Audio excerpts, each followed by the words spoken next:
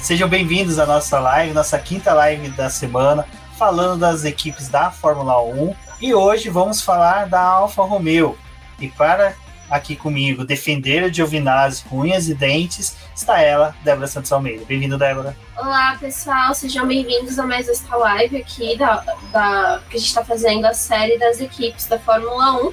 E hoje, né, eu vim aqui com o meu manto sagrado da Alfa Romeo, mas também com o meu paninho para poder passar para o Giovinazzi, porque é isso que eu vou fazer mesmo. Exatamente. Bom, e agora ela chegando para poder colocar fogo no parquinho, porque quer tirar a Alfa Romeo da Fórmula 1 e levar de vez para a Fórmula E, Cíntia Venâncio. Seja bem-vinda, Cíntia. Eu não tenho nada a ver com isso, estou aqui apenas para dar as notícias e ficar feliz com elas. Oi, Rubens, oi, Débora, e todo mundo que está assistindo. Foi a bomba que jogaram hoje, né? Pode ser que daqui a alguns anos a Alfa Romeo saia da Fórmula 1 e entre na Fórmula E, mas ainda é especulação e a gente vai falar mais disso daqui a pouquinho.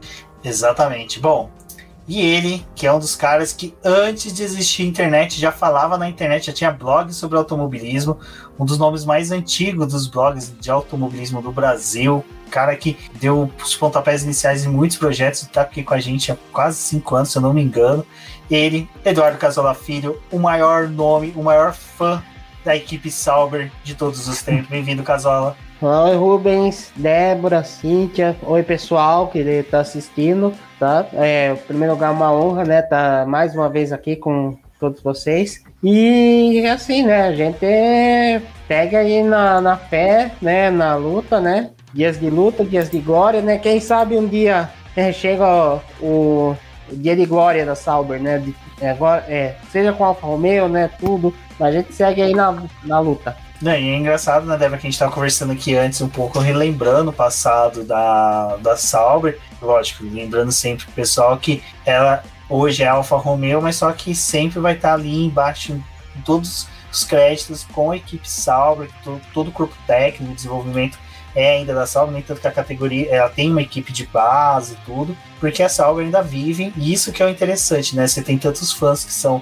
os alfistas, né, como também tem o pessoal que é fã da Sauber. A Sauber, ela tem uma história com outros nomes, né? BMW, Red Bull, outros nomes que acompanharam ali as pinturas da Sauber. E só em 2019 que a Alfa Romeo retornou para o grid, né? E aí a gente estava até conversando sobre isso, que é interessante que a Alfa Romeo ela teve ali no começo assim, da Fórmula 1, mas depois ela saiu e hoje ainda assim conta como a história antiga dela, né? A primeira passagem dela pela Fórmula 1 permanece, ainda que ela use toda a estrutura da Sauber e ela seja uma equipe Sauber. E também a gente tem ali o chassi, né? Que o chassi sempre foi o chassi da Sauber, que carrega a letra C, que é por conta da esposa do Peter Sauber, que dá o nome ao chassi. Então, acho que isso é bem legal, né? Porque a gente tem algo novo, um negócio histórico, porque acho que a Alfa Romeo, ela resgata muito da história da Fórmula 1. Acho que assim como a gente estava até discutindo, o dia que a gente tiver, sei lá, uma Maserati no grid da Fórmula 1 também vai dar aquele up, né? E a gente tem toda essa passagem, mas hoje ela é conhecida como Alfa Romeo, apesar de estar ali o Sauber acompanhando ainda a história. E o casal interessante da Alfa Romeo, que é como você falou, né? A gente espera esses dias de glória dele, porque é uma equipe que tem campeões mundiais, mas não tem campeão de construtores. Porque o campeonato de construtores começou em 59, a Alfa Romeo já havia saído do campeonato, depois quando ela retornou na década de 70 e 80, ela não teve uma boa passagem, né, pela Fórmula 1. Exatamente, né, que no começo da Fórmula 1, os primeiros anos, que ela tem um período vitorioso, né, o primeiro campeonato vencido pelo Farina, depois tem o Emmanuel Fangio inicia, né, a sua jornada, né, o primeiro título dele é com a Alfa Romeo. Aí a equipe meio que, no caso, chegou outras marcas ali que acabaram rivalizando e ela ficou um pouco para trás, daí saiu nos anos 50. Aí ela tem um retorno nos anos 70. Primeiro ela fornece motores, né, para a Brabham, né? Inclusive a camisa que eu estou usando aqui, né, é uma referência a Brabham dos anos 70, né? Que chegou até o Niki Lauda, no começo do Nelson Piquet foi com o motor da Alfa Romeo, porém, aí então eles montaram uma equipe própria, né, da Alfa no final dos anos 70, e durante o final dos anos 70 e começo dos 80 teve na Fórmula 1, mas era uma equipe que no máximo ficava no meio do pelotão. Teve uma pole com o André de Césares. Engraçado ele conseguir chegar no final do treino classificatório o carro inteiro, né? Exatamente, né? Ele conseguiu uma pole, né? Conseguiu alguns pódios até, né? Mas vitórias até bateu no trave. Literalmente, né?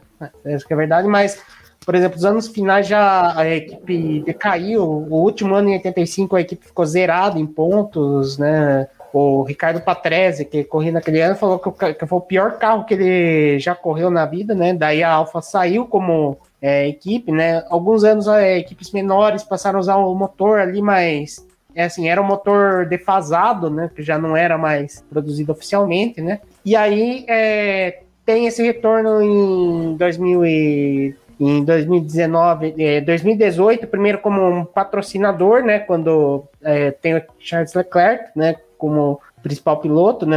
Naquela temporada. E aí, a partir de 2019, já tem o rebranding e vira Alfa Romeo, definitivamente, né? E assim, é legal de 2019 que a gente tava lá em Interlagos, viu esse carro de perto assim, né? Uns 50, 60 metros ali da pista, e desde então a Alfa pelo menos tem se tornado uma equipe querida dos fãs, né? Uma que tem... Rubens, repete tudo de novo, porque caiu aqui, eu não vi nada que você falou.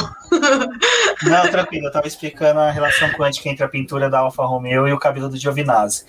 Mas... Sedoso e macio. Inclusive, tem toda uma explicação astrológica, né? Disso, tem umas constelações aí, não sei da onde, uns meteoros, cometas que passam. Não, eu ia falar dessa simpatia que a gente tem pela Alfa Romeo, porque quando ela retornou, que nem nós estivemos lá em Interlagos em 2019, a gente conseguiu já ver ela de vez nesse formato de equipe predominante no grid, com o Giovinazzi, com o Kimi Raikkonen, e é legal como o público tem ela como querida, uma pelo Kimi, que já é um piloto fora de série, ele é um caricato, então, pelo fato dele ser antissocial, tudo aquilo, que às vezes eu tenho a impressão que ele faz mais dentro da pista, né? Que fora, nos stories da esposa, ele parece ser um cara totalmente diferente. E o Giovinazzi, que é um piloto que toda hora é questionado, mas ele sempre faz alguma coisinha ou outra ali que faz ele entrar nas pautas, principalmente dos podcasts nossos aqui do BBcast. Antes de chegar na Alfa Romeo, eu não sei se vocês têm essa impressão também, mas assim, eu cresci olhando para a Sauber como aquela equipe que apresentava os novos talentos para a Fórmula 1, sabe? Sempre aquela equipe de entrada, a equipe dos novinhos, a equipe dos novatos. E eu acho que é por isso que tanta gente gosta dela, né? Porque praticamente todo mundo que tem uma grande história, pelo menos nesse retorno, né, na Sauber, praticamente todo mundo que teve uma grande história na Fórmula 1 passou por lá, né? Então, eu acho que isso contribui também. E, cara, a Alfa Romeo... Bom, eu vou falar de mim mesmo, assim. Eu já gosto do nome, porque eu acho o nome muito imponente, sabe? Assim, Alfa Romeo é forte, né? E fora toda a história da marca no automobilismo e tal. Então, é marcante, de verdade. E aí, quando eles voltam, eles têm... A gente tinha uma certa implicância com o Marcus Ericsson, né, por causa da história lá do Felipe Nasr, mas teve o Charles Leclerc que foi, assim, um fenômeno, né, mesmo ainda quando ele ainda estava que era a Sauber, né, quando tinha acabado de virar a marca, ele ganhou muita gente, inclusive, eu sempre falo, né, naquele GP do Brasil, que ele tinha dado uma volta ruim, o pessoal chamou ele de volta pro box, ele falou, não, eu vou fazer de novo, aí ele vai e passa pro Q3, né, ele faz o 7º tempo, isso é uma coisa uma das poucas coisas que eu lembro, que eu consigo lembrar, assim, de cabeça mesmo. E cara, aquilo é fantástico, assim, porque já mostrava pra todo mundo o tipo de piloto que ele é, né, então, que ele é forte, aguerrido e tal. E aí, sim, depois vem a dupla Giovinazzi, como você falou, questionado, né, e eu acho estranho ele ser questionado, porque tipo, ele foi visto do Gasly na GP2, né? Já era Fórmula 2, eu nem lembro direito, mas ele foi visto do Gasly, então, tipo, é meio estranho. Eu acho que é porque todo mundo tem outros favoritos, né? Mas ele não é um piloto ruim, sabe? Ele é um bom piloto, né? Então, e como a Débora falou várias vezes... Você tá falando que ele é um bom piloto porque ela está na minha live. Não, cara, mas ele tem bons números. Tipo, no ano passado ele foi o piloto que mais fez ultrapassagem na largada. Gente, aí você vem me dizer que esse piloto não é bom? Peraí. Tem mais ultrapassagens na largada que o Lewis Hamilton, né? Então... Exatamente. Giovinazzi maior que o Lewis Hamilton. Liderou o GP de Singapura, gente. Aliás, se quiserem, vocês podem comprar a nossa camiseta lá do BP, porque ela tá maravilhosa. Exatamente. Colocou o nomezinho dele na história, porque foi o único fora das grandes que fez isso, né? E o Raikkonen que tem uma história, assim, ele também, ele não é exatamente um evento como o Fernando Alonso, né, como a gente estava falando na live da Alpine, mas ele é um grande personagem na Fórmula 1. Então, por mais que as pessoas ainda tenham uma certa rejeição, né, torçam a boca para o Giovinazzi, eu acho que o Kimi ele também contribui para a equipe ser querida, né, até hoje. O que é interessante de que a Cíntia tá falando é que, assim, a gente estava até conversando disso, eu e o Rubens, antes da live começar. É interessante o quanto que o Giovinazzi é tão questionado, mas ele foi vice, assim, de campeonatos bem importantes. E ele foi um piloto que ajudou as equipes em que ele passou da base a conquistar pontos. Então, é meio até estranho a forma como ele é questionado. Uma coisa que eu acho, assim, que a gente tem um pouco de, talvez, preconceito com ele, é que o Giovinazzi, infelizmente, ele não é o piloto que a gente olha ali no grid com a chance de ser campeão. Tipo, ele não entrou na Fórmula 1 com a garra de ser campeão, e aquela oportunidade que ele teve ali em 2017 de entrar, fazer a estreia dele, né, na Fórmula 1, quando ele substituiu o Pascal Wehrlein, não foi muito boa porque ele teve acidente. E acho que até naquela época eu tinha passado um pouco de pano para ele, mas ele era um piloto que estava vindo da base. A gente sabe que a Fórmula 1 já era uma categoria que tinha poucos testes, só depois que a Ferrari começou a investir e colocar ele para fazer teste da Pirelli, teste de treino livre, não sei o quê. Ele ficou muito tempo fazendo essas coisas, mas ali ele ainda tinha um pouco mais de dificuldade de conseguir lidar com o carro, né? E eram circunstâncias até complicadas, né? Ele pegou GP com chuva, que carro aquaplanou, então foi uma situação bem complicada. Mas eu acho que o interessante ainda da gente falar assim, sobre a carreira dele é que foi um piloto que foi correr na China, depois ele voltou para a Europa para poder correr por lá, e a gente estava aqui olhando os campeonatos que ele participou, ali na Fórmula 3 da FIA, em 2014, quando ele correu, ele foi um 6º colocado, mas ele, nesse campeonato, teve o Ocon vencendo, teve o Tom Bolkevich, que é piloto da Fórmula E, o Max Verstappen correndo nessa temporada e o Antônio Fulco. E também, além disso, a gente tem o Nicolas Latifi, que também está na Fórmula 1 atualmente. Então, assim, foi um grid bem interessante. O Siang Elael, que foi um dos parceiros dele em corridas de endurance, em que eles conseguiram resultados assim, de 5º, 4º lugar, até vitória, foi o 18º colocado naquele ano. E aí depois, ele fazendo um 2º ano de Fórmula 3, em 2015, ele já foi o vice-campeão com o Félix Roseikvich como campeão da temporada. Então também acho que é um resultado bem interessante. E aí ele passa para a Fórmula 2 em 2016, que é quando ele é vice do Pierre Gasly. Também acho que é uma marca muito grande da carreira dele, infelizmente. Né? Mais vitórias que o Gasly. Com mais vitórias. E eu acho que é interessante disso, porque assim, infelizmente, Giovinazzi ele foi um piloto marcado por vice-campeonatos, e eu também acho que tem um pequeno problema. Eu não sei se vocês sentem isso, mas é algo que eu vejo o pessoal marcar muito mais os pilotos que fizeram a Fórmula 2, né, GP2 em 2017, 18, 19, mas até ali no do Gasly ainda tinha um negócio que tipo, o pessoal parecia que não não se lembrava. Acho que até mesmo o Pierre Gasly, apesar dele ter sido muito cotado pela Red Bull, que eles esperavam que ele fosse um talento, ainda assim o pessoal tinha preconceito com o Pierre Gasly. E eu acho que essa fase do GP2 também foi interessante. E fora isso, só para poder concluir o raciocínio, ali na Fórmula 3, em 2015, quando ele correu, o Charles Leclerc, que estava correndo nessa temporada, terminou na 4ª colocação, e o Lance Stroll foi o 5º colocado, seguido pelo George Russell e o Alexander Albon, pilotos que a gente vê hoje na Fórmula 1 e que são muito mais bem cotados do que ele.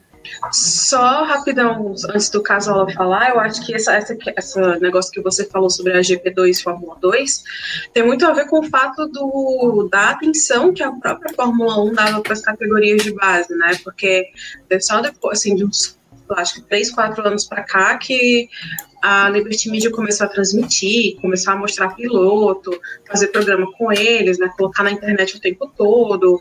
Então, isso chama atenção, né? E aí, pilotos jovens atraem um público muito jovem, né? Você vê que a fanbase pelo menos a fanbase dos pilotos brasileiros é só de adolescente, basicamente, né? E aí, tipo, então, assim, como começou a ser transmitido muito recente, e aí quem ganhou para trás é que, assim, não tem muito mérito, né? Como você falou, até o próprio Gasly demorou um pouco para ser aceito. Você pegar, tipo, Van Dorn, Hülkenberg, tipo, esquece, sabe? Esquece completamente. O coitado do Van Dorn sofre até hoje do bullying por causa do que aconteceu na McLaren, entendeu?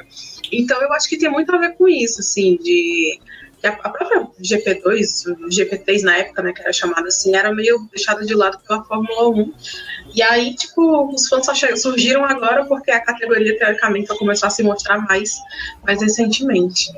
Né, o Casola, só pra eu sei que você conseguiu comentar bem melhor do que eu sobre isso, mas o GP2 teve esse hiato de período assim que ela ficou num limbo de propagação do que acontecia nela, na era Bernie Eccleston, que foi dono, né? Que até nos anos 80 e 70 a Fórmula 2 ainda era uma categoria que o pessoal acompanhava mais, mas depois que o Bernie Eccleston assumiu, ela ficou totalmente obscura.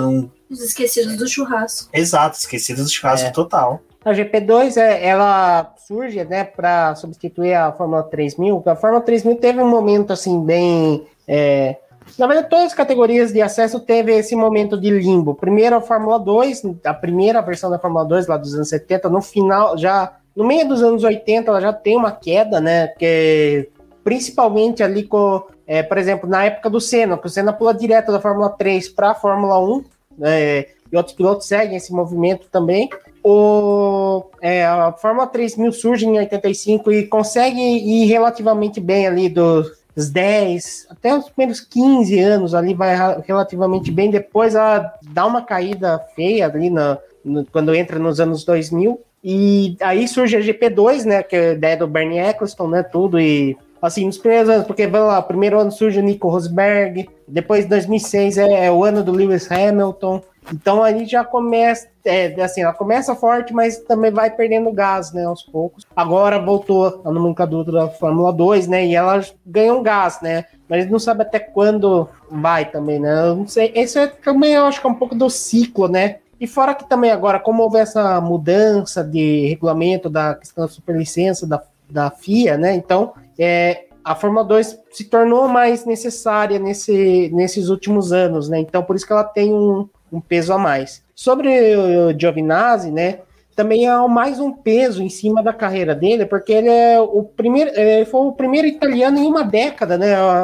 a entrar na Fórmula 1 definitivamente, né, porque assim, a Itália tem toda aquela reverência à Ferrari, né, e as marcas italianas ali, mas, por exemplo, com relação a pilotos, os pilotos sempre foram meio deixados de lado, né, o Patrese, né, principalmente, que eu diga, né, Patrese, Alboreto, né, tudo, porque o único italiano que foi campeão... Piloto italiano é todos os esquecidos do churrasco. Então, porque teve ainda alguns que teve uma carreira mais longeva, lá, como o Patrese, teve o Alboreto, que teve algum barulho, né, mas, por exemplo, o único que foi campeão foi o Ascari, lá nos anos 50, né, e... Eu acho que o mais recente foi o Fisichella e o Trulli, que foram os dois últimos, mas o Fisichella foi o que mais a gente teve esperança, principalmente ali na fase da Renault, né? Exatamente. Começou a temporada ganhando, salvo engano, 2004, 2005. 2005, que foi o ano com o Alonso, né? Tinha muita gente que depositava expectativa, falava que o Fisichella ia engolir o Alonso, né? E no fim aconteceu justamente o contrário, Tadinho. né? Nem o Alonso tá precisando engolir nada agora, tadinho.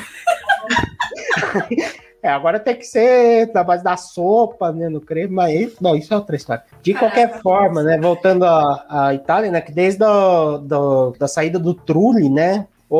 A Itália ficou sem representantes, né? E os italianos ali que surgiam, mesmo assim, que no máximo chegava a Fórmula 2, assim, mas nunca com muita possibilidade, né? Mesmo dentro da academia Ferrari ali, a maioria dos pilotos era de origem francesa ou de outra nacionalidade, mas os italianos não conseguiam prosperar, como Raffaele Marcello, tinha o Antonio Fuoco, né? Então foram nomes que foram surgindo na base, mas não conseguiam prosperar. O Giovinazzi foi o nome italiano que conseguiu ainda prosperar. E ele ainda é um nome ligado à Ferrari, né? Por exemplo, se acontecer alguma coisa com o Leclerc ou com o Sainz aí durante o campeonato, em tese é ele que vai assumir o carro da Ferrari, né? Se acontecer Mazepin, nunca te pedi nada, Mazepin. Ajuda nós.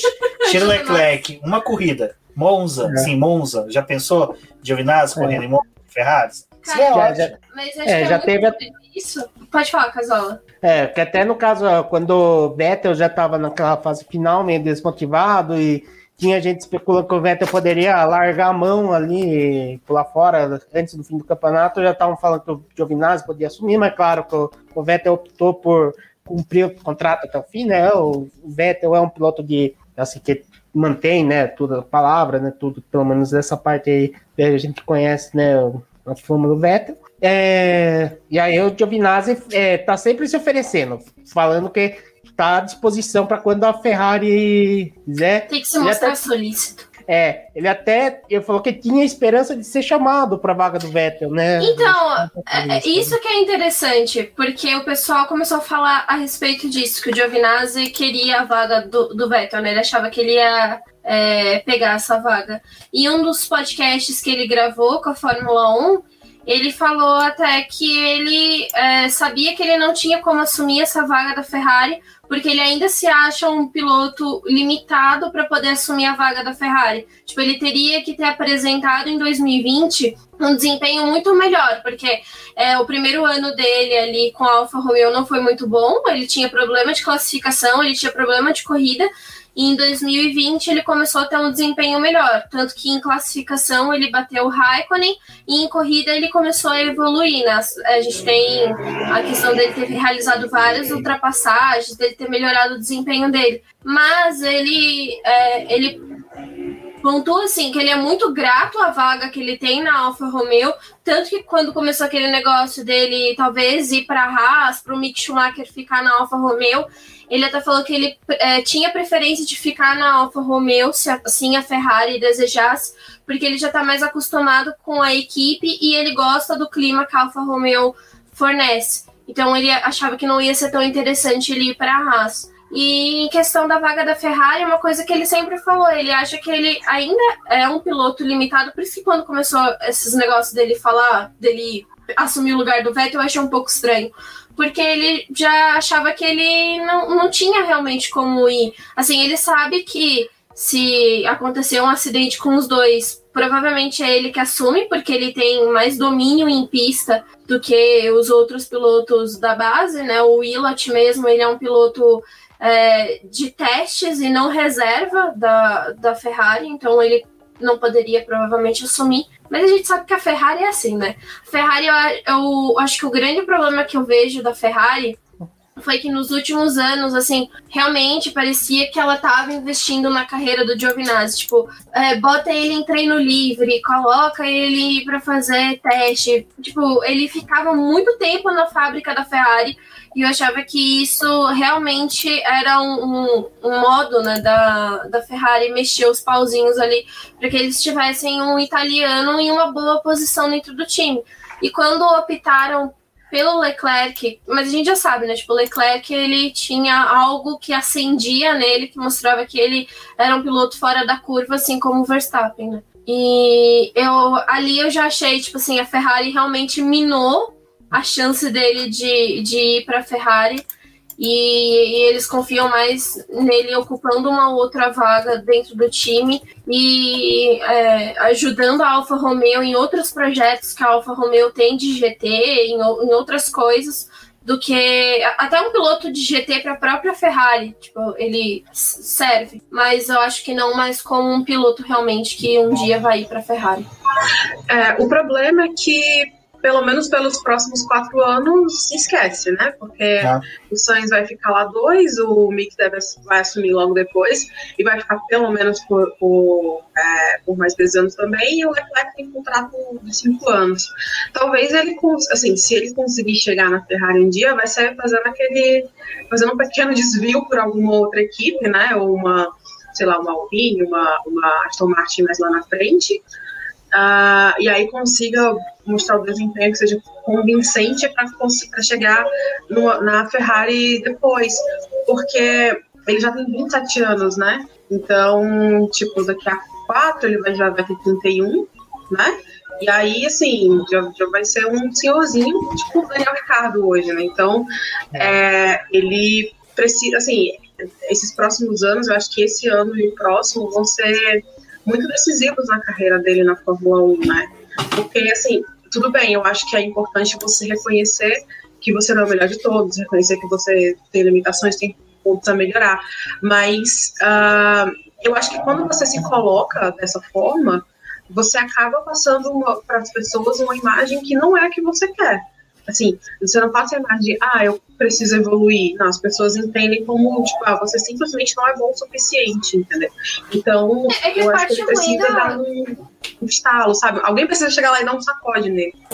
A parte ruim é que a Fórmula 1 em si, acho que cobra muito. Uma das coisas que a gente vai olhando, assim, pelos campeonatos que ele passou de base e em outros pilotos que foram aparecendo, infelizmente, outros pilotos tiveram um desempenho muito melhor do que o dele depois. Tipo, não durante a base, talvez, mas depois eles começaram a mostrar um desempenho muito mais favorável dentro da Fórmula 1. O próprio Verstappen, que teve ali competindo na base com ele, ascendeu muito mais rápido do que o próprio Giovinazzi. Infelizmente, eu acho que esse lado dele prejudica demais, porque ele é muito, assim, ele é muito grato pela posição que ele tem hoje, mas às vezes ele parece um pouco limitado para outras coisas. Infelizmente, de todos esses nomes que a gente tem hoje, tanto dessa geração que veio com ele, que é Pierre Gasly, Max Verstappen, Pierre Gasly ainda assim, mais ou menos, porque eu acho que ele não tem perfil de campeão e nunca teve, assim, tipo, ele é um bom piloto, campeão não. Mas eu acho que assim, o Leclerc já apareceu como futuro campeão da Ferrari, o Verstappen apareceu como futuro campeão da Red Bull, o Russell como futuro campeão da Mercedes um dia. O Giovinazzi, ele nunca apareceu com essa faixa, sabe, em cima dele, falando um dia você vai ser o futuro italiano a trazer um título para a Ferrari. Ele sempre esteve abaixo disso, então acho que é por isso que ele é muito questionado e por isso que ele acaba sendo muito apagado em decisões internas da própria Ferrari. Apesar que a Ferrari, para ela poder queimar piloto, também é com ela mesma. Ela e a Haas são excelentes nisso, mas lembrando que essa questão de substituição, a gente sabe que a Ferrari, né, Casola, não é muito boa para quando o piloto fica machucado e decidem substituir. Que ali em 2009 eles fizeram um desastre. Luca Badoer, depois me colocaram Fisichella, também, Fisichella, coitado, conseguindo pole na Force India, andando bem, me tá com ele na Ferrari, o cara não consegue fazer nada. Bem, na verdade, aquele ano a Ferrari não tinha um carro lá muito equilibrado, né? E também havia o mérito do Felipe Massa e do Kimi Raikkonen, que estavam tirando leite de pedra com aquele carro naquele ano, né? Aí o Massa acaba ficando de fora, né? E você vê, o Badoer entra, é um desastre, né? Completo. E o Fisichella, que fazia um trabalho ali razoável, lá um trabalho bem regular lá na Force India, chega na Ferrari e não consegue render, né? Que mostrava que o carro não estava legal mesmo, o carro da Ferrari naquele ano. E também no caso, até regredindo mais, em 92, que teve o Ivan Capelli, que nos anos 80, entre o final dos anos 80 e começo dos 90, faz um trabalho bem decente lá na Marsh Leighton House, né? Equipe que tinha o Adrian Newey como projetista, que foi de lá que o Adrian Newey vai para Williams e vira o projetista, né? Que acaba tendo aquela carreira, né? Toda consolidada. E o Ivan Capelli consegue bons resultados, principalmente o final de 88, né? Que ele chega a andar no ritmo das McLaren, de Senna e Prost, né? Algo meio absurdo, né? Naquela época, né? E, assim, quando ele chega na Ferrari em 92, para o lugar do Prost, que é demitido depois de tanta treta lá na Ferrari, é um desastre. Daí ele acaba demitido antes do fim da temporada, o Capelli também. É um ambiente meio complicado da Ferrari, né? E com relação ao Giovinazzi, né? A última coisa acho que é para pontuar, né? Que podemos dizer, essa temporada vai ou racha pro Giovinazzi, né? Para o que ele quer na carreira dele, né? Porque a gente sabe que o mercado ele tá muito concorrido, especialmente dentro da academia Ferrari, né? Porque tem muitos nomes para subir, né? Tem o Aylot, tem o Schwartzman, que vai fazer a Fórmula 2, tem o Armstrong também, que tá na Fórmula 2, e deve ter outros ali na Fórmula 3 também, ali que se encaixando. Tem o irmão do Charles Leclerc, o Arthur Leclerc, que apesar de ter sido vice-campeão lá na Fórmula Regional, né? Vai para a Fórmula 3, né? O Petekoff, o brasileiro, né, o Gianluca Petekoff, infelizmente não ficou com essa vaga, né? Mas conseguiu a vaga da Fórmula 2. Teve isso daí, conseguiu. Não, isso foi um pulo do gato sensacional. Pulou a Fórmula 3, foi pra Fórmula 2, vai pegar o carro que era do Drogovic, que não é um carro ruim, aí vai conseguir mais tempo. 2 anos. Caraca, na verdade ele vai correr na Campos, né? Campos, do Samaia. Do Samaia, né? Tá que ferrado. É uma equipe também ali pequena, inclusive nessa semana da entrevista, né? Que ele falou que foi um dos últimos desejos do Adrian Campos, né? Que faleceu recentemente, né? Que foi piloto também da Fórmula 1, tudo. Teve naquele projeto da HRT, né? No começo. Mas, enfim, voltando ao Giovinazzi, né? Então, a concorrência para ele está muito grande, mesmo dentro desse universo, desse mercado da Ferrari, né? Então, assim, se ele ainda quiser ficar na Fórmula 1 tudo, para ter essa competitividade, vai ter que mostrar mais, assim. Você tem material para isso? Assim, ele não demonstrou tanto nos 2 anos ali, mas vamos ver se de repente esse ano, assim, se o carro com mais experiência, com o carro mais na mão, ele vai ter condições, assim, de mostrar um campeonato mais seguro ali, e de repente surge uma vaga ali, uma equipe ali, uma equipe média ali, uma equipe que ele possa também permanecer no grid, né? A gente torce para o Nikita Mazepin dar errado. Acho que o problema do Giovinazzi é justamente ter que contar com isso, né? Porque as opções dele são o quê? Molada, Covid e Mazepin estragar alguém, assim. É uma pena, sabe? Tipo, assim, tomara que ele consiga mostrar um desempenho melhor para se tornar competitivo, pelo menos para permanecer no grid, né? Mesmo que não na Alfa Romeo, mas que em outra equipe de repente, né? Ou talvez ele realmente tenha que fazer como o Gasly, né? Como assim, todo mundo especula que o Gasly esteja fazendo, que é correr ali na equipe, mas olhando para fora já, né? Porque sabe que ali onde ele tá, ele também não vai ter muito futuro. Mas vamos esperar para ver, né, o que acontece aí. E tirando que ele olha pro lado, vê quem, né? Caso, Kimi Raikkonen, que não quer aposentar de jeito nenhum. O cara... A gente fala do Giovinazzi sair, do Raikkonen nunca, né?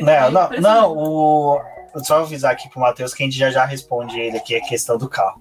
Mas só falar do Giovinazzi, do Kimi Raikkonen. Kimi Raikkonen voltou para a Sauber, que foi a equipe que ele estreou. E é interessante que ele estreou... Tipo, a maioria dos pilotos ali tava tudo de fralda, ou era recém-nascido, ainda tava na mamadeira, e a academia da Ferrari nem era academia, ainda era playground da Ferrari, né? Não tinha nada. E realmente não existia academia da Ferrari naquela época. Na verdade, o primeiro piloto, se não me engano, da academia da Ferrari, academia mesmo, foi o Felipe Massa, que também começou pela Sauber. No ano seguinte, 2002, né?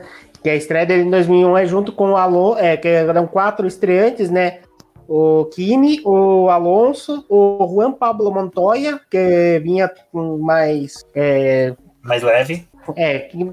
Mais leve também e com mais fama, né? Porque Ele tinha ganho título na Fórmula 3000, tinha ganho título na kart, né? Então ele já vinha como mais badalado, né? E tinha também o Henrique Bernoldi, que tinha o programa da Red Bull, né? Aliás, o Kimi Raikkonen foi da Red Bull.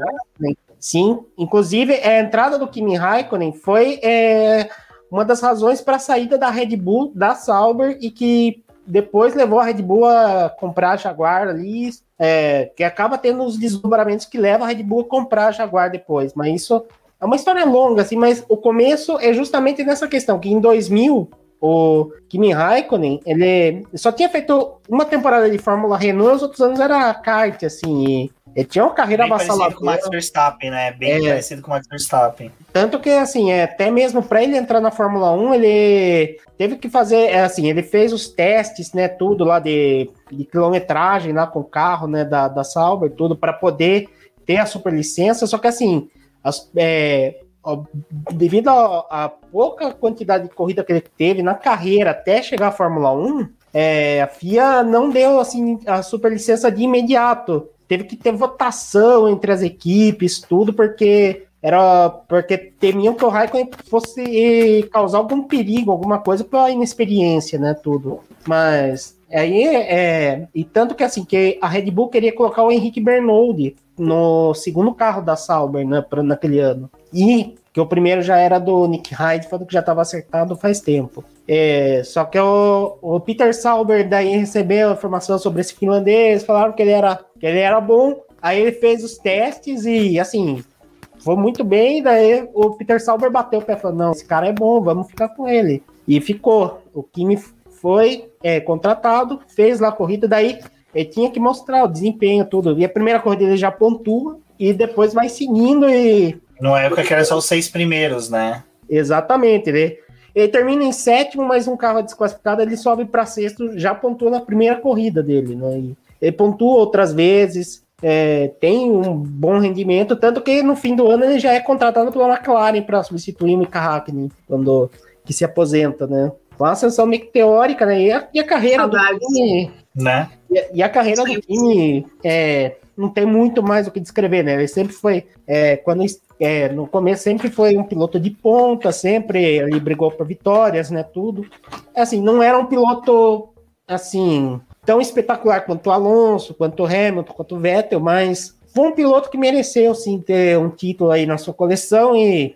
Assim, tem a Justiça ganhar de 2007. Poderia também, em outras ocasiões, em 2003, ele teve um campeonato bem regular ali. Faltou pouco para ele derrotar o Schumacher. Em 2005, ele teve uma boa chance ali contra o Alonso, só que o carro da McLaren quebrava muito, né? Então, a carreira do Kimi assim... E mesmo assim, quando ele fica fora e depois volta, ele volta competitivo na Lotus, ganha a corrida, né, tudo. Aí ele ganha essa nova chance na Ferrari e daí já ele dá uma caída, né, tudo, mas pelo menos assim, ele não chega a ser uma caída assim, de estar se arrastando, de estar mal, assim. Ele sempre teve. Tipo assim, Jacques Villeneuve, né? Numa queda Jacques Villeneuve da vida. Não foi uma coisa vertiginosa, assim. Ele sempre teve um desempenho, assim, razoável, aceitável. Vez ou outra ele conseguia fazer uma boa corrida, assim, briscava uma volta mais rápida. Era sempre um ritmo, assim, bem razoável, assim. Não para, por exemplo, brigar por título, tudo, mas sempre ele teve algum nível de competitividade razoável ali, né? Assim, não é para ser um segundo piloto, não para ser assim. Mas, assim, ele é um campeão do mundo e fez assim, ele mostrou ser um piloto tecnicamente muito bom para ficar mais de 20 anos na Fórmula 1, né? E ser um recordista. E o último título da Ferrari, né? E tinha sido a última vitória da Ferrari até o Leclerc em Monza, né? Sim. Uhum. Então, eu acho engraçado que todo mundo fala que ele não aposenta, ele não aposenta, ele não aposenta. Gente, mas eu queria mais se fosse o piloto preferido de vocês. Vocês não estavam defendendo também a permanência dele até 70 anos. A gente tem sorte que a Samara não conseguiu vir hoje, porque ela estava escalada, senão ela não se tapa na gente e ela vai conseguir. Mas o do Kimi é o que a gente falou na live passada, que eu tem um pensamento que surgiu um pouquinho depois de uma live do Flávio Gomes, que é legal você ter essa galera mais velha, que, assim, desculpa, eu não vejo no grid hoje alguém fazer o início de corrida, que nem foi o GP de Portugal, que nem o Kimi Raikkonen fez. Eu não vejo alguém ter a sapiência dele de conseguir fazer aquela largada, sabe? Eu acho legal ele falando depois sobre isso, né? Ele dizendo, não, mas eu olhava pro lado e ficava me perguntando o que esse pessoal tá fazendo, porque pra ele era o negócio mais fácil do mundo. E ninguém tava fazendo igual, que eu não sei o que era, né? Que foi o que ele fez. Mas ele olhava assim, o que tá acontecendo aqui? Aí, de repente, o que o Kimi Raikkonen tá fazendo aqui? Tipo, os outros pilotos tá falando, a gente deu volta nesse cara. Não, ele surgiu. O que tá acontecendo? Na primeira volta já tava... né, de correr no gelo. Exato. Na primeira volta, do nada, tava lá brigando ali, tava lá na reta, lá brigando pelas primeiras posições. Não é, mas como que isso aconteceu? E assim, o Kimi tem também a experiência, ele disputou rally, ele correu em várias categorias, correu rally, correu NASCAR, correu outras categorias, assim. Cara, NASCAR, velho, eu não lembrava dele na NASCAR. Só faltou estoque. Faltou. Mas, cara, é só colocar um patrocínio da Cachaça 51, essas pinga aí que ele adora, diga-se de passagem, não é mentira. Ele, quando vem no Brasil, ele pede a lista eu esqueci o nome da revista que faz as 10 maiores cachaças brasileiras, ele pede, compra e leva. Então, não é mentira, ele realmente, ele já até confessou desse problema dele de alcoolismo, mas hoje está bem mais tranquilo. Graças a Deus, a Mirtio lá, a esposa dele, conseguiu fazer ele diminuir um pouco a bebedeira. Não, é sério, pessoal, assiste analisada, mas é verdade. Ele já falou que se não fosse a esposa... Eu tô rindo de você chamando a Minto de Mewtwo. Mewtwo? Desculpa. Eu tô tão vidrado no Pokémon do Tsunoda que eu tô colocando Mewtwo aqui. Complicado. Mas enfim, então foi ela que arrumou a cabecinha dele, ele parou.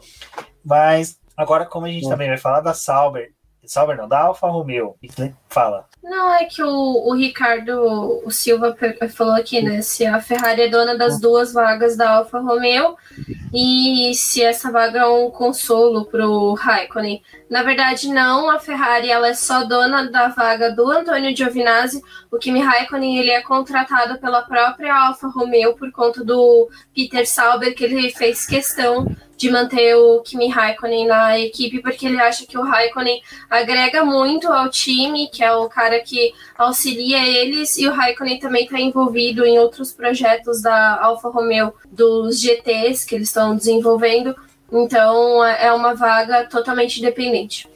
E esse negócio que a Débora falou, tá legal, complementa, de ver a diferença do nível de pilotos e por que o Peter Sauber, dentro do conhecimento dele de pilotos de estreia, que estão estreando na categoria, manter o Kimi Raikkonen uma boa.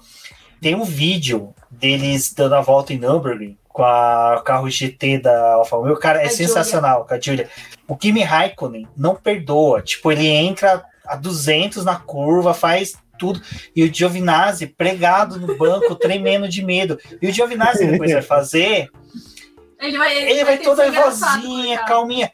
E aí você fala, pô, o Giovinazzi não corre nada? Não, corre pra caramba, no entanto que ele foi pódio em Le Mans com Ferrari.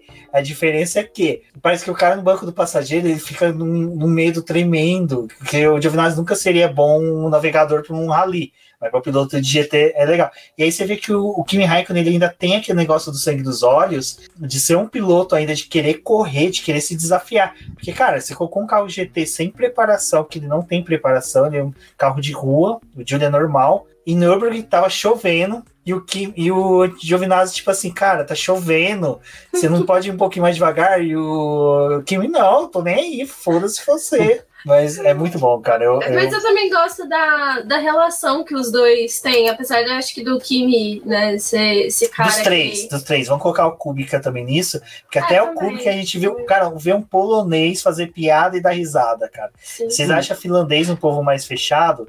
Tirando o MM e o Marco Mazzucchetto, o resto dos poloneses, a maioria é tudo fechadão. Você vê os três dando risada junto, é muito legal. Não, eu acho que assim, eu falo em questão de dupla porque a gente vê o Raikkonen e o Giovinazzi mais tempo juntos, né? Mas eu acho que eles, assim, é uma dupla que casou muito, porque por mais que a gente olha pro Raikkonen e vê, tipo, ele é meio seco, não sei o que, deve ser meio ríspido, ele e o Giovinazzi se divertem, assim, tipo, demais, velho. Eles são realmente amigos, assim. E fora o Kubica, que realmente também entrou aí, viraram um trio. os vídeos dos três juntos é maravilhoso. Eu acho que também tem um pouco disso, assim, tipo, a Ferrari deve pensar que, putz, o clima ali dentro da Alfa Romeo tá tão bom, porque o Raikkonen não vai sair agora. Giovinazzi a gente pode manter ele ali até para poder também garantir a nossa vaga. E acho que a manutenção do clima ali da equipe é tão boa que eles acabam, tipo, vão trabalhando aí e aproveitando para poder trabalhar nos outros projetos que vocês têm fora.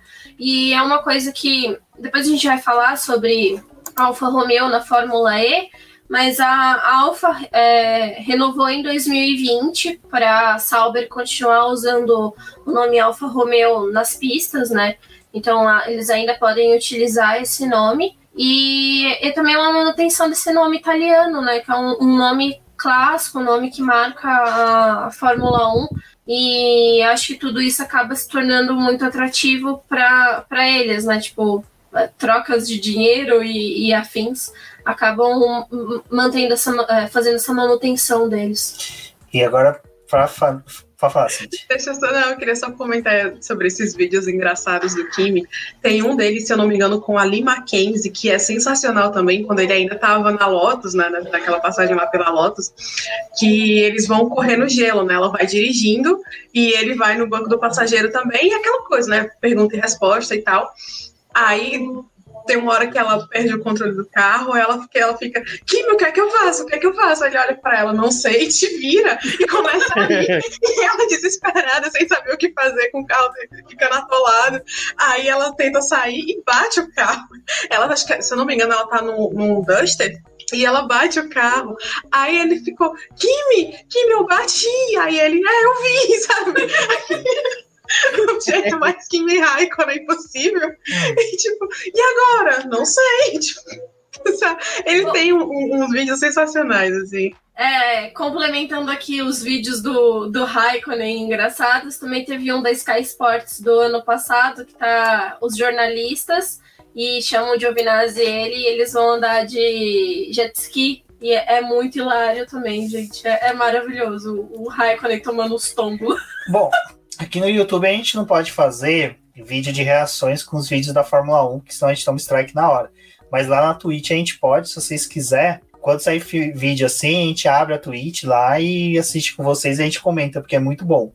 Vale a pena. Agora, Casola, pulando para realmente da Alfa Romeo, para a gente poder entrar em 2021 da Alfa Romeo, eu gosto muito de 2019 numa coisa que eu não reparei, principalmente porque eu estava em Interlagos, depois na hora que eu fui assistir a corrida para fazer o BBcast, eu assisti e a Débora me deu um toque, falou assim, cara, olha como o Kimi e o Giovinazzi se respeitam na pista, porque, salvo engano, eles foram quarto e sexto. Quarto e quinto, né? Puta, podia ter tido mais uma punição, né? Menos quinto, sexto, e daí deram uma com a do Hamilton. Exato. Uhum.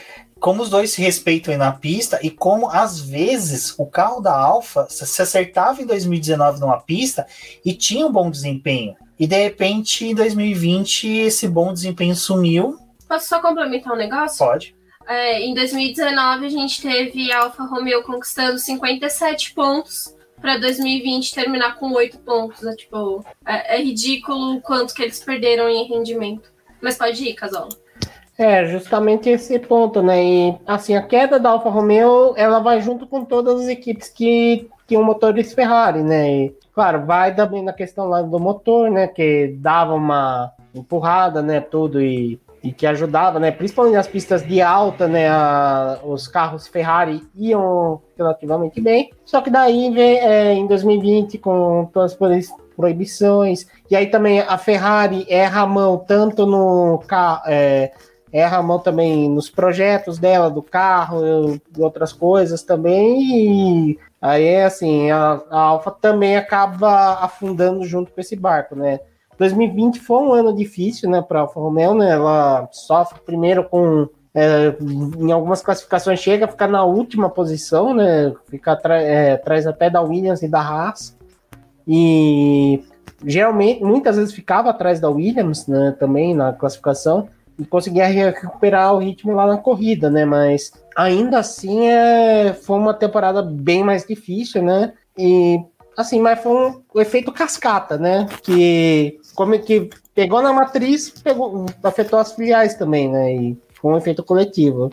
Agora, o grande maior problema disso é porque a gente sabe que muito do que aconteceu com a Alfa Romeo e Haas foi esse motor problemático da Ferrari que eles entregaram. Fora isso, as próprias peças que esses times consomem da Ferrari, que também tiveram vários problemas em 2020. Então era algo que a gente ia sentir mesmo na pista, quando a tua fornecedora tá passando apuros, né, no grid e acaba realmente passando para os outros. Exatamente. E agora, para 2021, casal? Rapidão. Vocês estavam falando sobre a questão do Raikkonen e do Giovinazzi se respeitarem na pista. Cara, acho que eu vi um comentário disso um tempo atrás num grupo e eu achei realmente sensacional, que é tipo, o Kimi, ele nunca jogou sujo com ninguém. Nunca mesmo, assim. Eu acho que eu não lembro se foi com o Carlos Sainz, mas na corrida de Monza do ano passado, ele foi ser ultrapassado, gente, ele deixou o espaço direitinho lá para passar naquela chicane, entendeu? Então, se eu não me engano, a última punição dele foi no incidente com o Albon, ano passado também, não sei se o Albon foi Stroll, mas foi uma só no ano inteiro, e depois disso eu não consigo lembrar de outra vez que ele foi punido por se envolver em acidente com alguém, entendeu? Porque ele sempre foi um piloto que jogou muito limpo, né? Assim, as disputas com o Kimi Raikkonen sempre foram muito limpas, porque é aquela história, né? O Alonso falou, all the time you have to leave space. E ele sempre cumpriu essa regra à risca, né? Tipo, ele pode ter diversos defeitos, assim, você pode detestar o Kimi Raikkonen por qualquer motivo que seja, mas não dá pra dizer que ele joga sujo porque ele não joga. Definitivamente, não, ele sempre foi um piloto, assim, que sempre respeitou muito esse espaço, assim, poucas vezes, acho que a única vez que ele teve uma disputa mais, assim, roda a roda, assim, mas foi com o Hamilton ali uma vez, uma coisa em Spa ali, em 2008, mas para isso, assim, sempre as disputas sempre bem respeitosas ali, né, nunca teve problemas, assim, e todos os pilotos também sempre respeitam muito o Kimi, né, nesse aspecto. Agora, já partindo para 2021, vai depender muito do que a Ferrari entregar, né, as declarações aí por parte do pessoal da Ferrari, né, é que vai melhorar, né, até porque também piorar também, pelo amor de Deus, né. Se eles quiserem fazer frente ali com a Alfa Romeo e com a Haas, vai ficar difícil. Eu acompanho o casal que se entregar algo bom, fica à frente de Williams e Haas, porque Haas, né, já anunciou hoje que só vai ligar o motor lá no Bahrein. Uhum. Acredito que essa seja a missão da Alfa Romeo, assim, se tiver um equipamento mais competitivo, assim, ela vai deixar a Haas e a Williams para trás. E ali dá para almejar ali e tentar brigar pelo sétimo lugar ali com a AlphaTauri, né? Que eu acho que é o que dá para almejar no momento, né? Afinal de contas, daí já pro grupo lá do pelotão intermediário já é uma defasagem maior, mas assim, é para ficar mais longe assim das últimas posições e poder frequentar mais o Q2, de repente beliscar um Q3 de vez em quando e beliscando os pontos ali, corrida a corrida, né? Conforme o desenrolar do campeonato, né? E, assim, não dá para fugir muito disso, né? A meta, assim, né? Claro que eu gostaria, como agora sendo clubista, né? Absoluto, né? Que, assim, que ela metesse 2 segundos na Mercedes e tudo mais, né? Mas a gente tem que voltar para a Terra, né? Vamos lá, planeta Terra chamando.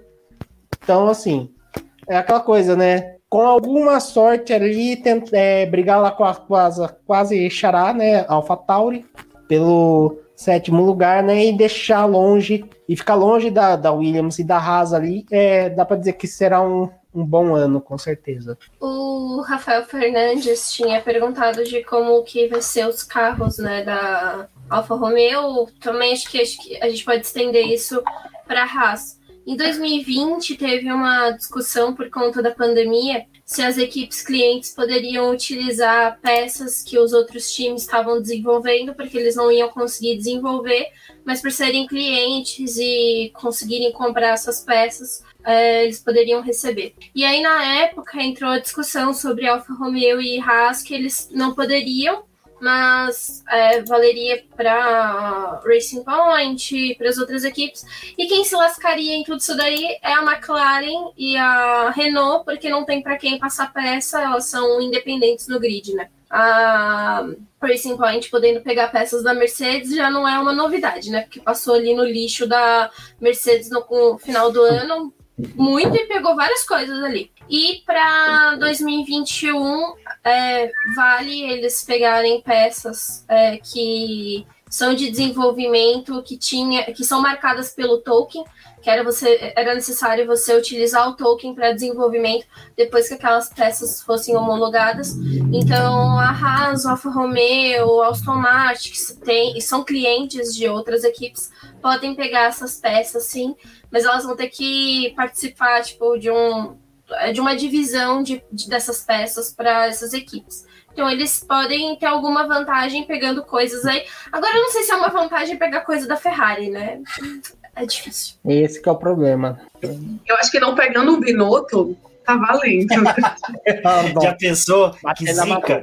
Imagina, você vai pegar a asa dianteira lá, um negocinho, e aí dá de cara com o Binotto entregando pra você o currículo, aí você fala, vou ter que ir no... Peraí que tem limite, colega, não é assim não.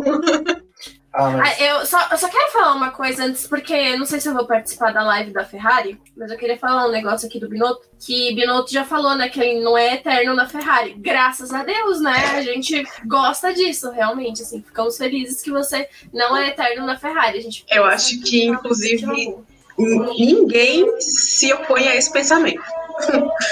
Eu, como uma clarista assumida, ouso dizer que ninguém se opõe a esse pensamento. Vai com Deus, Binotto. Bom, e Cíntia, o que você espera de 2021? Ou alguma coisa de segmento um pouquinho mais diferente da nossa querida Alfa Romeo? Ou você acha que vai seguir nesse mesmo de ter que esperar, saber? Porque realmente é uma incógnita, né, por enquanto. É porque, assim, tem muito da dependência do motor, né? Tem que ver se a Ferrari vai conseguir batizar o motor de novo ou não. Porque se for, eles vão conseguir brigar mais pertinho ali da AlphaTauri, né? De repente até chegar mais um pouco, fazer mais pontos e tal. E se afastar da Haas e da Williams, né? Considerando que essas duas equipes também vão manter o desempenho ruim nos últimos anos. Mas acho que até os primeiros testes, se bem que até teste de pré-temporada engana também, né? Então, até o Bahrein lá, a gente tem que ficar na expectativa e torcendo para o melhor, né? Para acontecer aí um meteoro do bem para cair lá na Alfa Romeo.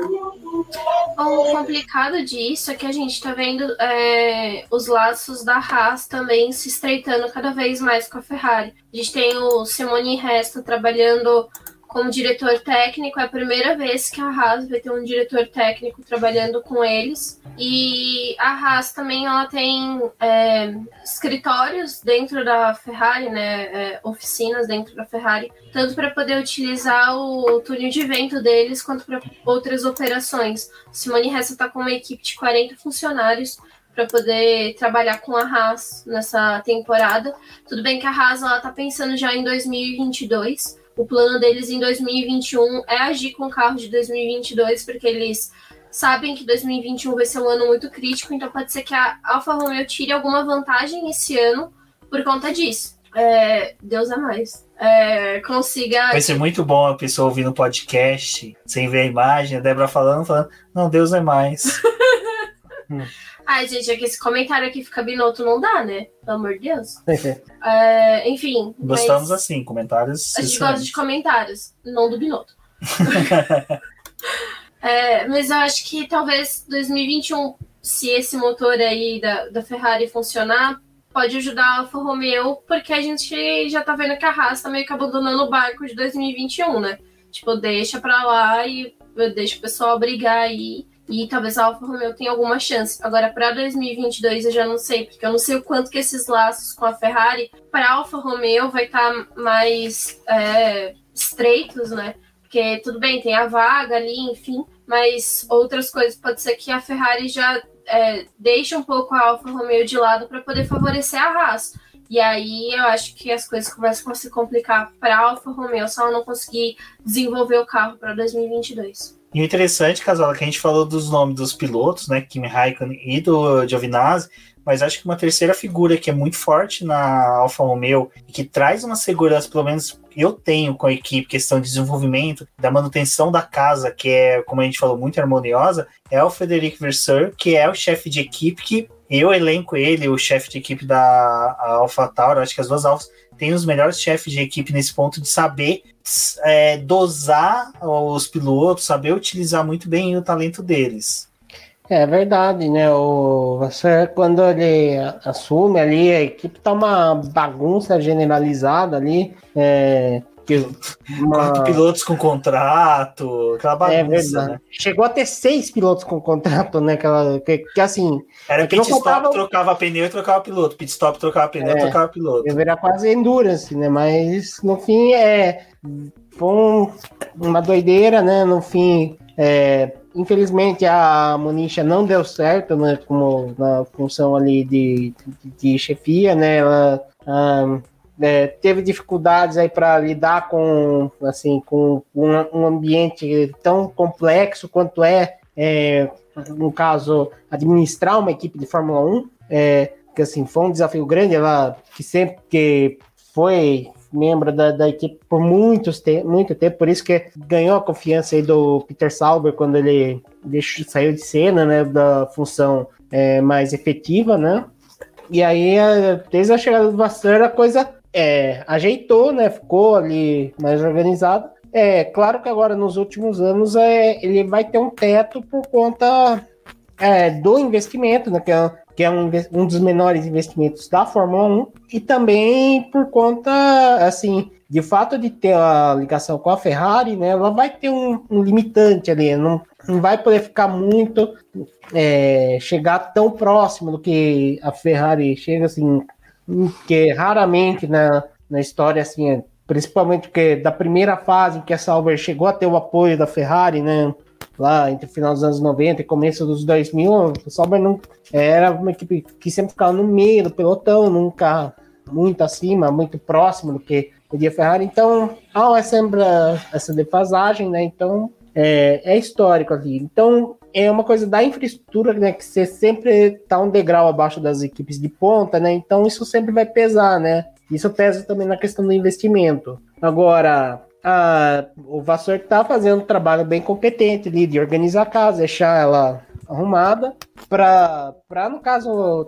que o projeto consiga se manter estável, né? Mesmo se enfrentar alguma questão financeira, né? Ainda estamos numa pandemia, né? E no caso, a torneira está fechando cada vez mais, e com toda essa incerteza agora que vem com relação ao futuro do patrocínio da Alfa Romeo, já vai se pensando em outras possibilidades também para o futuro. Cíntia, eu já aproveitei para puxar o nosso querido Vasseur, porque ele já tem um pé na Fórmula E, né? Ele não tem um pé, ele já tem um corpo na Fórmula E, porque, para quem não sabe, os chassis que são utilizados na Fórmula E, quem constrói é a empresa dele. Então, desde quando a Fórmula E surgiu lá com o de graça, fazendo aquelas palestrinhas de falar sobre energia renovável, aquelas coisas tudo, o primeiro, quem ganhou concorrência, tudo para poder assumir, fabricar o chassis foi a empresa do Vasseur. Então agora, quando surgiu esse burburinho, a primeira coisa que eu lembrei foi, vixe, o Vasseur também deve sair, ou existe algum motivo aí para o burburinho estar um pouquinho mais forte. Eu não sei se ele especificamente, como dono de empresa, pode trabalhar numa equipe, entendeu?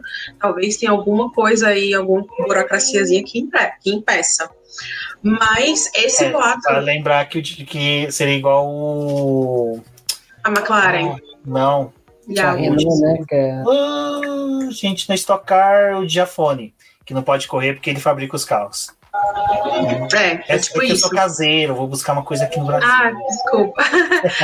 porque eu lembrei da situação da McLaren, né? Que hoje ela é fornecedora das baterias e não pode ter uma equipe, mas vai deixar de fornecer as baterias no final do ano que vem, e aí vai poder correr, que é o que a gente espera que aconteça, né? Boa sorte, Drácula, com seu Fica Binotto. E aí hoje surgiu o boato, né, de que o novo grupo aí que é formado pela Fiat e pela PSG, o Stellantis, que ele pretende entrar na Fórmula E talvez na 10ª temporada, né, 2023, 2024, com uma das marcas automotivas dele, né, que é ou a Alfa Romeo ou a Maserati, mas com mais chances de ser a Alfa Romeo. Né? E aí, quais são as implicações disso? Né? Assim, a primeira é que hoje esse grupo ele já tem uma marca na Fórmula E, que é a ADS, né? Eles são os fabricantes parceiros da Techeetah, que é a equipe do Félix da Costa e do Jerick Verne. E estariam pensando nessa migração principalmente por uma questão de custos, né?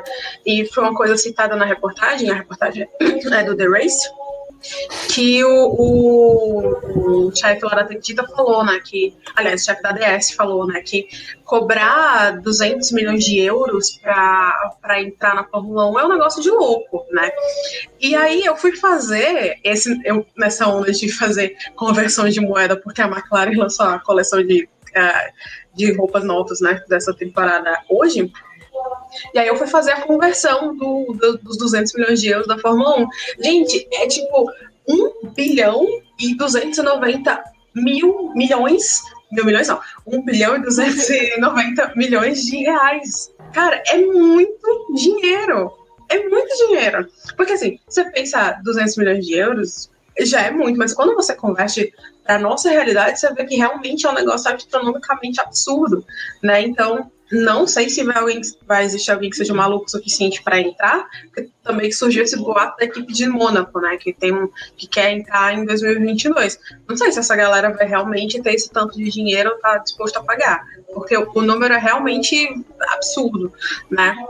E aí, assim, voltando para na Fórmula E, se eles quiserem entrar quando o Gen 3 estrear, né, que é daqui a 2 anos, eles têm que se comprometer até o final do próximo mês, né, até o final de março, e é uma janela muito curta, porque o grupo ele é recém-formado, então ele ainda está fazendo o planejamento do que vai acontecer nos próximos anos, né, então talvez não seja quando o Gen 3 entrar, por isso talvez seja só na 10ª temporada, né, que seria um ano depois, e aí ele assinaria lá o termo de compromisso, o mesmo termo que a McLaren assinou, no ano que vem.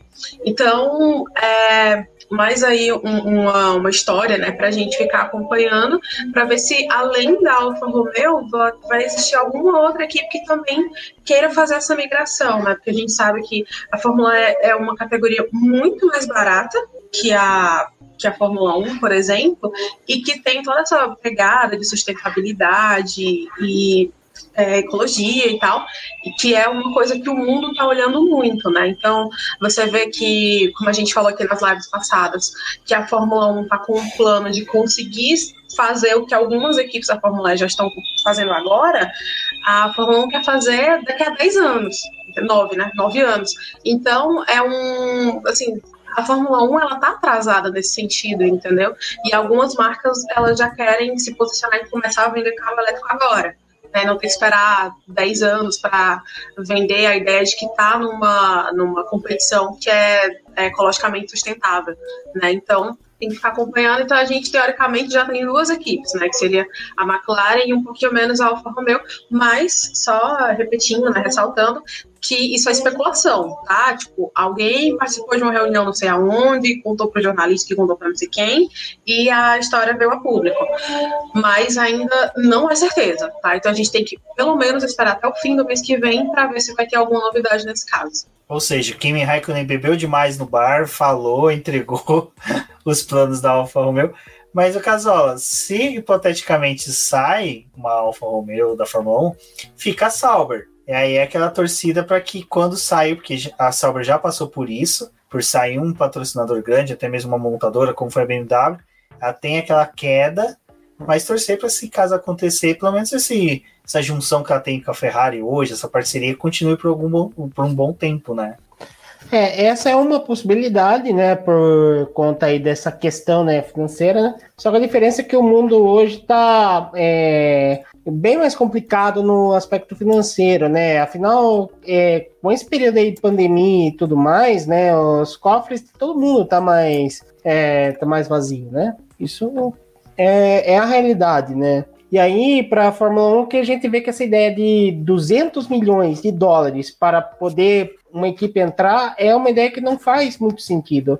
Acho que esse é um tema que merece ser debatido, acho que em uma outra ocasião, de forma mais extensa. Mas eu sou um cara que acha que, por exemplo, que o grid atual de 20 carros é um grid miúdo, um grid pequeno para a Fórmula 1. Acho que merece, dada a demanda de pilotos, acho que equipes ali, até mesmo para abastecer as montadoras, né? Por exemplo, a Renault, que está praticamente sozinha com a Alpine, precisaria, acho que pelo menos ter mais uma equipe ali de suporte, né, para os projetos dela, né? Bom, a Red Bull ainda que vai ter que rebolar agora sem a Honda.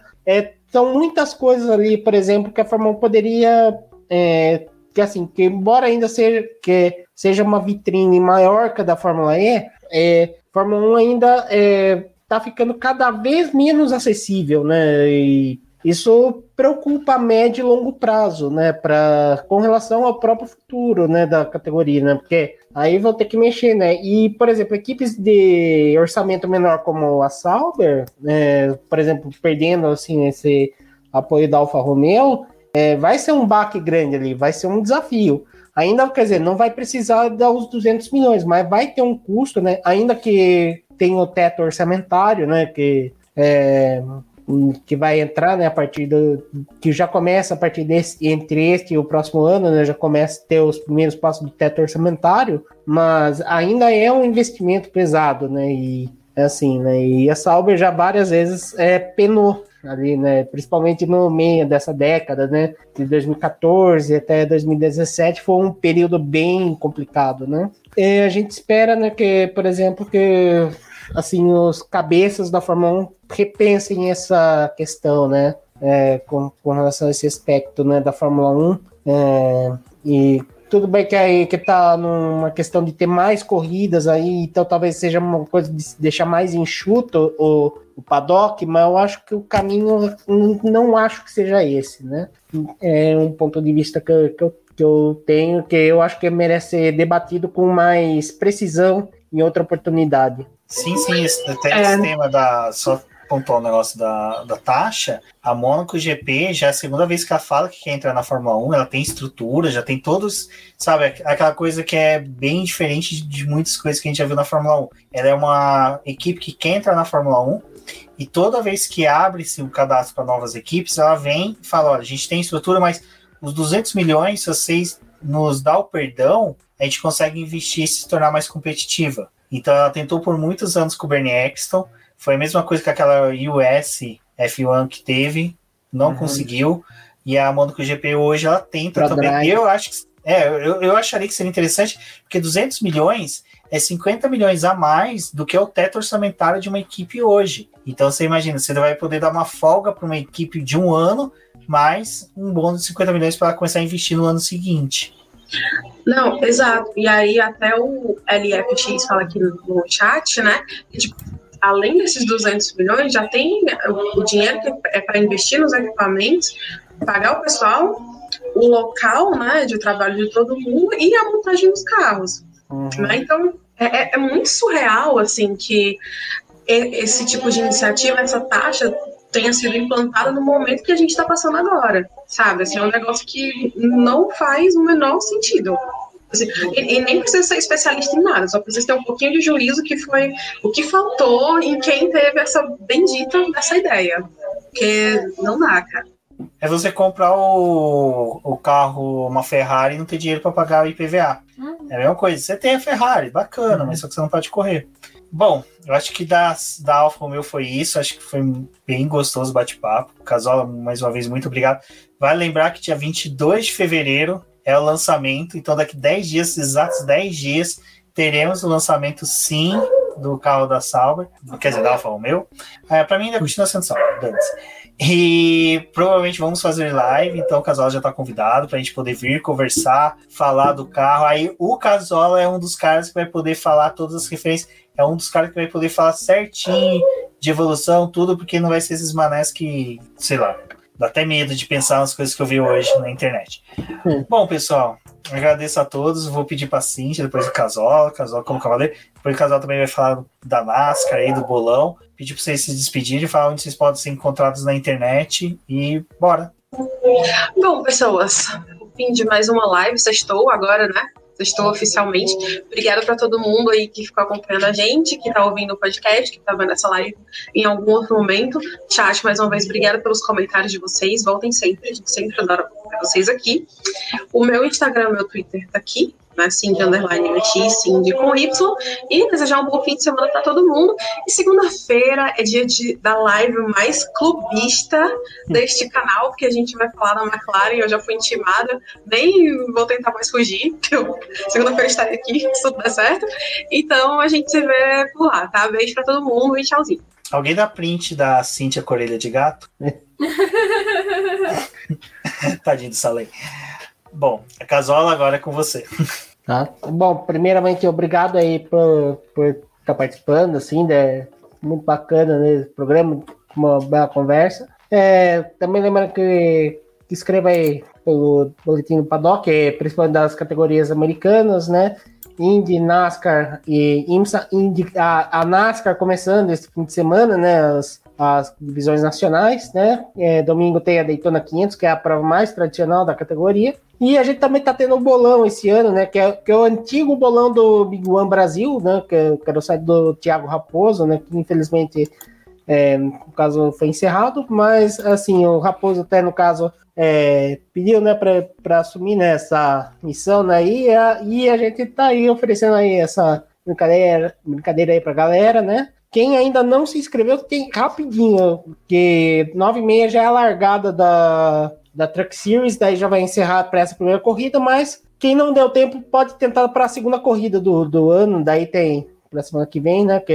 E aí vai lá, vai concorrer prêmios, mas é uma brincadeira legal ali, tudo mais. E também, no caso, agradecer a todo mundo que já contribuiu, bastante gente, até aí nessa primeira rodada, até para pesquisa ali também do piloto favorito, né? Kyle Busch ganhou na votação popular aqui do nosso site. E, no caso, para finalizar, meu Twitter é esse aqui, do Cassola Filho. Me sigam, daí eu posto as minhas efemérides. Valeu? Tchau. Obrigada, Casola, por ter aceitado participar aqui do programa da Alfa Romeo, a live clubista. E obrigada, Cíntia, mais uma vez por participar aqui da nossa live. E muito obrigada, pessoal, que esteve aqui nos comentários da nossa live. Voltem aqui na próxima semana, vamos falar de mais 5 equipes do grid. E participem lá do bolão do Casola. Se vocês ainda não acompanham a NASCAR, você pode acompanhar pelos textos dele e também participar do bolão. Vai ser uma brincadeira bem legal. Muito obrigada a todo mundo que escutou também esse áudio aí pelo podcast, né, nas suas plataformas. Então não deixem de avaliar a gente na plataforma que você escuta para poder ajudar a ranquear melhor o nosso programa. Acompanhem a gente lá no site, acessem os nossos textos, comentem as nossas matérias, vão interagindo com a gente nas redes sociais, porque vai fazer diferença para que outras pessoas conheçam o nosso conteúdo e participem aqui com a gente.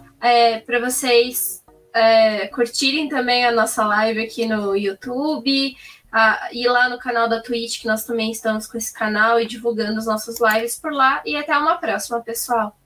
Obrigado, pessoal. E hoje, com certeza, vou acertar o botão, porque eu já fiquei olhando para ele já faz uns 10 minutos. Ihu! Até mais, pessoal. Obrigado.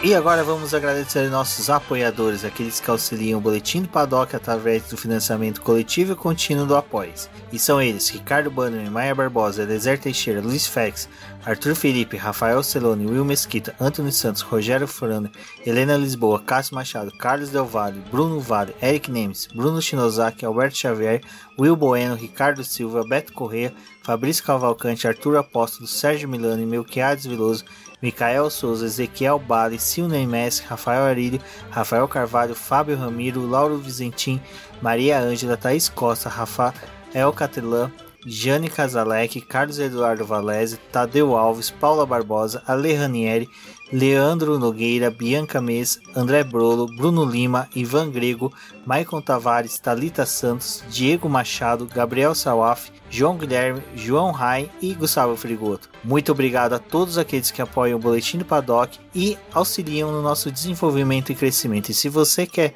apoiar também o Boletim do Paddock, entre em contato com a gente através dos nossos perfis oficiais ou acesse o link apoia-se.com/Boletim do Paddock e lá você terá as opções de apoio ao Boletim do Paddock. Um forte abraço e obrigado.